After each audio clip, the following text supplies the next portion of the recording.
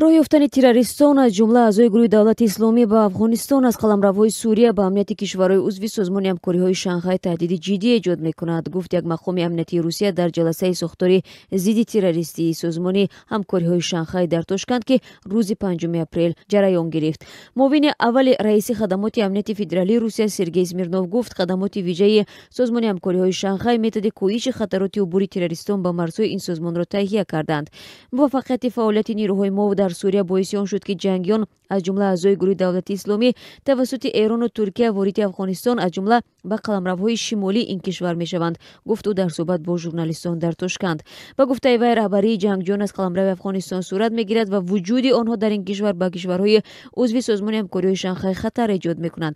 хатар дар тағйири макон кардани ҷангҷӯён аст. дар миёни онҳо шаҳрвандони собиқи Узбекистон, Тоҷикистон ва то Туркманистон ҳастанд. ҳарчанд ин кишвар узви созмони ҳамкориҳои Шанхай нест, вале он ҳам мавриди хатар қарор дорад, чун марзи тӯлонӣ бо Афғонистон дорад ва таъмини амнияти он душвор аст, гуфт Смирнов. вай гуфт, дар ҷараёни кори сохтори зидди террористии минтақавии созмони ҳамкориҳои Шанхай роҳҳои коҳиши хатарҳои убури марз кардани террористон таҳия шудааст. Смирнов инчунин афзуд, ки маълумоти аз ҷониби Тоҷикистон ироа шуда дар заминаи ин ки ба Афғонистон 8000 ҷангҷӯ аз Сурия ворид шудааст санҷида мешавад.